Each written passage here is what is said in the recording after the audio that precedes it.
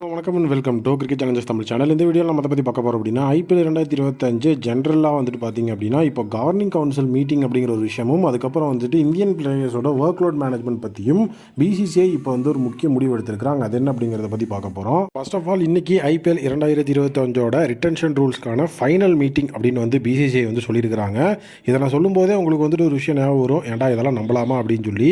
ஏன்னா இந்த மாதிரி தான் வந்துட்டு ஃபைனல் கால்னு இப்போ வரைக்கும் ஃபைனல் கால் தான் போய்கிட்டு இருக்கு. ஈவன் செப்டம்பரே வந்து முடிய போகுது, ஆகஸ்ட்லேருந்து இதுதான் அவங்க பண்ணிட்டுருக்காங்க.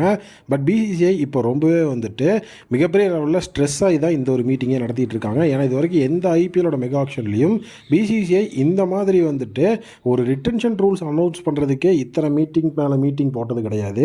ஸோ இப்போது இந்த மாதிரி விஷயங்கள் நடக்கிறதுக்கான முக்கியமான ரீசன் என்னென்னா, 2 புதிய அணிகள் வந்து இணைஞ்சது மட்டும்தான். ஏன்னா 2 புதிய அணிகள் ஆட் ஆனதுக்கப்புறமா முதல்ல நடக்க போகிற மெகா ஆக்ஷன் இதுதான். ஏன்னா லாஸ்ட் மெகா ஆக்ஷனில் தான் அவங்க ஆடே ஆனாங்க. இதுதான் ஃபஸ்ட் டைம் வந்து 2 டீமும் சேர்ந்து மொத்தம் 10 டீமாக இந்த மெகா ஆக்ஷன் அப்படிங்கிறது வந்து நடக்க போகுது. ஸோ இதுக்கும் இந்த மாதிரி வந்து இந்த ஒரு ரூல்ஸ் இழுபறியில் இருக்கிறதுக்கும் என்ன சம்மந்தம் அப்படின்னு கேட்டிங்கன்னா, ஸோ ஃபஸ்ட்டு வந்து பார்த்திங்கன்னா இப்போ வந்து 10 டீம்ஸ் இருக்கிறதுனால ஸோ ஒரு டீம் வந்துட்டு 3 பிளேயர் ரீட்டைன் பண்ணலாம் அப்படின்னா மொத்தமாக 10 டீம் சேர்ந்து 30 பிளேயர் ரீட்டைன் பண்ண முடியும். மற்ற எல்லா பிரைமரி பிளேயர்ஸும் வெளியே ஆக்ஷனுக்கு வரும்போது எல்லா டீம்கிட்டையுமே அதிக அமௌண்ட் ஆஃப் பர்ஸ் அப்படிங்கிறது இருக்கும். தங்களோட பிளேயர்ஸை வந்து மற்ற டீம் தட்டி தூக்கிறதுக்கான வாய்ப்புகள் இந்த தடவை வந்துட்டு 20% அதிகமாக இருக்குது. இதை தெரிஞ்சுக்கிட்டதுனால தான் டீம்ஸ் வந்துட்டு 3 பிளேயர்ஸுக்கு வந்துட்டு சம்மதிக்காமே இருந்தாங்க. ஸோ அதுக்கப்புறம் 4 பிளேயர் அப்படின்னு சொன்னாங்க, அதுக்கும் வந்து டீம்ஸ் ஒத்துக்காதனால இப்போது வந்துட்டு இன்றைக்கி சனிக்கிழமை வந்து பார்த்திங்க அப்படின்னா 1 மணிக்கு மீட்டிங் ஷெடியூல் பண்ணியிருக்கிறாங்க. எங்கே அப்படின்னா பெங்களூரில். ஸோ பெங்களூரில் தான் அந்த ஒரு மீட்டிங் வந்து 1 மணிக்கு நடக்க போகுது. ஆல்மோஸ்ட் இப்போ வந்து ஆரம்பிச்சிருக்கும் மீட்டிங். ஸோ அந்த மீட்டிங்கில் எதை பற்றிலாம் டிஸ்கஸ் பண்ண போகிறாங்க அப்படின்னா, ஃபஸ்ட்டு வந்துட்டு ஐபிஎல் டீம்ஸ் எத்தனை பிளேயர்ஸ் ரீட்டைன் பண்ணலாம் அப்படிங்கிற விஷயத்தையும், ஆர்டிஎம் கார்டு இருக்கா இல்லையா அப்படிங்கிற விஷயத்தையும் தான் மெயின் எஜெண்டாக வச்சுருக்காங்க.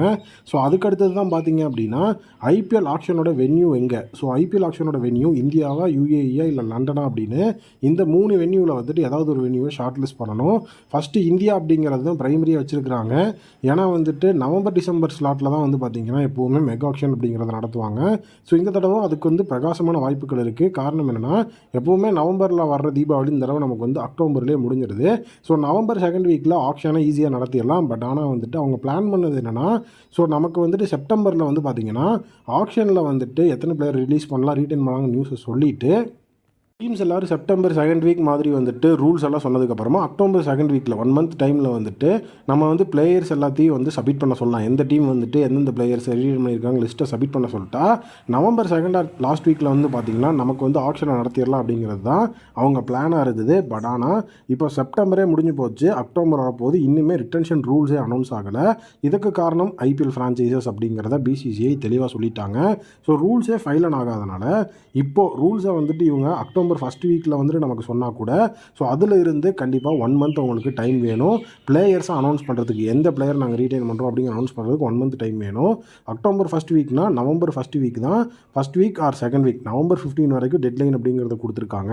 ஸோ அவங்க நவம்பர் 15 வந்து அந்த இடத்துல கொடுத்தாங்கன்னா கண்டிப்பாக வந்து நவம்பர் லாஸ்ட் வீக்கில் நம்மளால் மெகா ஆக்ஷனை நடத்த முடியாது. ஏன்னா அதுக்கப்புறம் பிளேயர் ரெஜிஸ்ட்ரேஷன்லேருந்து, வென்யூ சோர்சிங்லேருந்து எத்தனையோ விதமான ப்ராப்ளம்ஸ் எல்லாம் இருக்குது. அதெல்லாம் ஃபேஸ் பண்ணி தான் ஆக்ஷனுக்குள்ளே போக முடியும். ஒர்க் லோட் அப்படிங்கிறது ரொம்ப அதிகம். ஸோ அதனால் இந்த தடவை வந்துட்டு டிசம்பரில் தான் வந்து பார்த்திங்கன்னா நம்ம ஆக்ஷன் நடத்தணும். ஸோ டிசம்பர் எண்டு அப்படின்னு வந்து பார்த்திங்கன்னா கிறிஸ்மஸ் அண்ட் நியூ இயர் அப்படிங்கிற ஒரு விஷயம் இருந்தது. ஸோ அதுக்கான பஞ்சாயத்து ஆல்ரெடி போன மெகா ஆக்ஷன்லேயே அவங்க வந்து பட்டுட்டாங்க. அதனால் இப்போ மறுபடியும் மெகா ஆக்ஷன் வந்துட்டு அந்த டேட் அண்ட் வென்யூ அப்படிங்கிறத கிளியர் அண்ட் கட்டாக வந்து டிஸ்கஸ் பண்ணணும். ஏன்னா நமக்கே இவ்வளோ விஷயங்கள் தெரியும் போது அவங்க சைடில் என்னென்ன இஷ்யூ இருக்குது அப்படின்னு சொல்லி அவங்களுக்கு ரொம்ப தெளிவாக தெரியும். ஸோ அந்த விஷயத்தை வந்துட்டு ஃபஸ்ட்டு வந்து அவங்க பேசணும். ஸோ இன்றைக்கான மீட்டிங்கில் எடுக்க போகிற முடிவுகள் அப்படிங்கிறது ஃபஸ்ட்டு எத்தனை பிளேயரை ரீட்டைன் பண்ணலாம், ஸோ அந்த ஒரு ரூல்ஸ் அப்படிங்கிறத வெளியே விட்டதுக்கப்புறமா ஸோ ரீட்டைன்டு பிளேயர்ஸோட டெட்லைன் அப்படிங்கிறது என்னைக்கு அப்படிங்கிறத வந்து சொல்லணும். அடுத்தது ஆக்ஷனோட டேட்டு, ஆக்ஷனோட வென்யூ, இதெல்லாம் வந்துட்டு மெயின் விஷயமாக அந்த இடத்துல வந்து டிஸ்கஸ் பண்ண போகிறாங்க. ஸோ அடுத்தது தான் இந்த இடத்துல வந்துட்டு இன்னொரு முக்கியமான விஷயமும் வந்து பேசப்பட போகுது. என்ன அப்படின்னு வந்து பார்த்தீங்கன்னா, ஸோ ஐபிஎல்லில் வந்து இப்போது 2024 ஆஃப் த ஐபிஎல் முடிஞ்சதுக்கப்புறமா மேட்சஸ் இன்க்ரீஸ் பண்ணுறதுக்கு வந்துட்டு நிறைய சான்ஸ் இருக்குதுன்னு சொல்லியிருந்தாங்க. அது மட்டும் இல்லாமல் 2024 ஐபிஎல் ஃபைனல் முடிஞ்சதுக்கப்புறமா 2025 ஐபிஎல்லில் 84 மேட்சஸ் கிட்டக்கு இருக்கும். அதுக்கப்புறம் வந்து ஒவ்வொரு சீசனும் மேட்சஸ் இன்க்ரீஸ் ஆகி ஒவ்வொரு சீசன்லேயுமே 10 மேட்சஸாக இன்க்ரீஸ் ஆகி ஐபிஎல்லில் 100 மேட்சஸ் அப்படிங்கிறது இருக்கும் 2028 அந்த மாதிரி டைமில் அப்படிங்கிற மாதிரி சொல்லியிருந்தாங்க. ஸோ அது வந்துட்டு பெருசாக யாரும் கண்டுக்காம தான் இருந்தோம். பட் இப்போ பிசிசிஐ அதுக்கு ஒரு முடிவு எடுத்துட்டாங்க. காரணம் என்னென்னா ஐபிஎல்லில் வந்து மேட்சஸ் இன்க்ரீஸ் பண்ணுறது அப்படிங்கிறது நிறைய விஷயங்களை வந்துட்டு நமக்கு குறிக்குது. மீடியா ரைட்ஸ்லேருந்து எல்லாத்துக்கிட்டையும் நம்ம போய் போராட வேண்டியது இருக்கும். அண்ட் இன்னொரு விஷயம் என்னென்னா மேட்சஸ் இன்க்ரீஸ் ஆகும்போது மீடியாவில் வந்து அவங்க வந்து ரொம்ப ஹாப்பியாக தான் இருப்பாங்க. ஏன்னா மேட்சஸ் இன்க்ரீஸ் ஆகும்போது மீடியாவுக்கு வந்துட்டு நிறைய அமௌண்ட் கிடைக்கும். அதை வச்சு அவங்க ஜாலியாக தான் இருப்பாங்க. பட் இங்கே பிளேயர்ஸோட ஒர்க் லோட் அப்படிங்கிற ஒரு விஷயம் இருக்குது. இந்த இடத்துல அவங்க மெயின் எடுத்து வச்சிருக்கிறது ஓவர்சீஸ் பிளேயர்ஸ் கிடையாது, இந்தியன் பிளேயர்ஸ் தான். இந்தியன் பிளேயர்ஸை பொறுத்த வரைக்கும் ஸோ அவங்களுக்கு தான் ஒர்க் லோட் அதிகமாக இருக்கும். ஏன்னா இந்தியன் பிளேயர்ஸை பொறுத்த வரைக்கும் இப்போ ஐபிஎல்லில் ஃபுல் சீசன் வந்து அவங்க ஆடி தான் ஆகணும். ஓவர்சீஸ் பிளேயர்ஸ் மாதிரி வந்து ஒர்க் லோட் மேனேஜ்மெண்ட் சொல்லிலாம் ரூல் அவுட் ஆகி போயிட முடியாது. அது மட்டும் இல்லாமல் இன்டர்நேஷ்னல் ஷெட்யூல் அப்படிங்கிறது வந்து மேட்சஸ் அதிகமாகும் போது கிளாஷ் ஆகும். ஸோ டைம் கேப்பே இல்லாமல் வந்துட்டு எல்லாருமே மேட்ச் ஆடுற மாதிரி இருக்கும். ஸோ அந்த மாதிரி விஷயங்கள் வரும்போது ஓவர்சீஸ் பிளேயர்ஸுக்கு வந்து கிரிக்கெட் போர்ட்ஸ் என்ன சொல்லுவாங்கன்னா, ஸோ நீங்கள் வந்து மேட்சஸ் அதிகமாக போட்டிருக்கீங்க, எங்களுக்கு இன்டர்நேஷ்னல் மேட்சஸ் இருக்குது, நாங்கள் இந்த பிளேயர்ஸை கூப்பிட்டுக்கிறோம் அப்படின்னு சொல்லி ஓவர்சீஸ் பிளேயர்ஸ் அவங்களுடைய பிளேயர்ஸை கூட்டிகிட்டு போயிடுவாங்க.